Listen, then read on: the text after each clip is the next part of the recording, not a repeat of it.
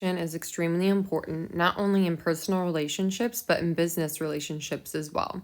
Whether you are trying to sell something to a customer, pitch a new idea to your boss, or explaining a policy to your team, knowing how to share this information can and will be a crucial step in whether or not the receiving end will make the connection.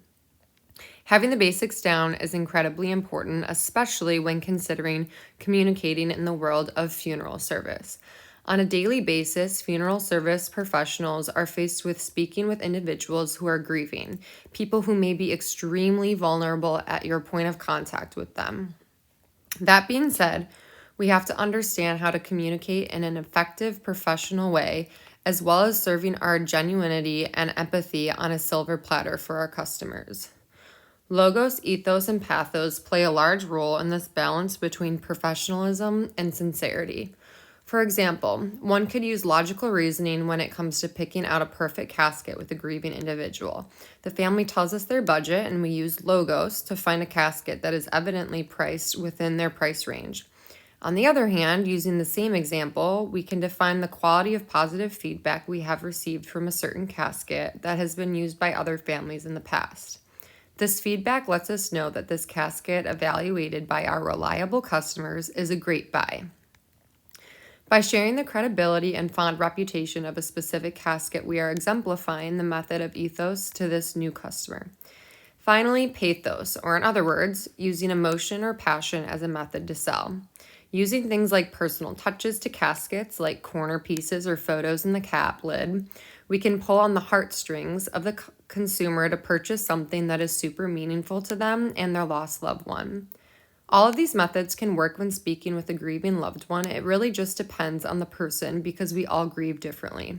Our writing article titled The Rhetorical Triangle, Understanding and Using Logos, Ethos, and Pathos, published by the School of Liberal Arts at Indiana University, mentions the rhetorical triangle is typically represented by an equilateral triangle, suggesting that logos, ethos, and pathos should be balanced within a text.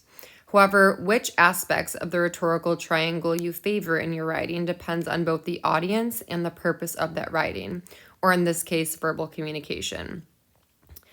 Understanding the individual and what is important to them is the key to figuring out which method to use if you choose that route. And if you notice, all methods still retain that professionalism you are aiming for while remaining honest. GoodGrief.org gives us a small handful of helpful tips on how to address speaking to the bereaved. Keep it simple, be honest. In the case that the deceased is someone you also knew, tell stories. Be present, understand that there is no timeline, and if anything, just say, "I'm sorry." By keeping your words and conversations simple with the grieving individual, you can avoid slipping up and saying something you don't mean. Honesty is key when communicating with the bereaved because most of us can see right through phoniness and insincerity. Be real with that person and understand it is okay to ask questions. The only caution I say to make with honesty is avoid being brash or harsh. If you share the grief with a loved one, it is always great to reminisce with stories you all share with the individual. Otherwise, be sure to keep the focus on the person who is grieving. The sadness is not for you. Being present is of the utmost importance too. We all have a lot going on in our lives, but we need to show that we are there, we are listening, and we actually care what the individual is opening up about with us. This can be done with both verbal and nonverbal communication through the use of polite hand gestures and or facial expressions. Another point GoodGrief.org mentions is understanding that there is no set timeline for a person to grieve. As mentioned earlier, we all grieve differently. Whether it be a week, a month, or years, having the understanding that the person you are speaking with has these feelings is the most important part.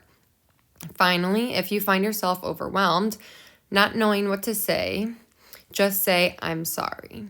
This is different for professionals because we should always be armed with knowing what to say. However, I see how it could come in handy occasionally. Ultimately, there is no one way to speak to someone who is grieving because we are all very different and can therefore grieve in our own ways. The point is to begin by closing our mouths and opening our ears. Listen to the person, be there in the moment with them, and when it is your turn to speak, remember to always be supportive and helpful with your words.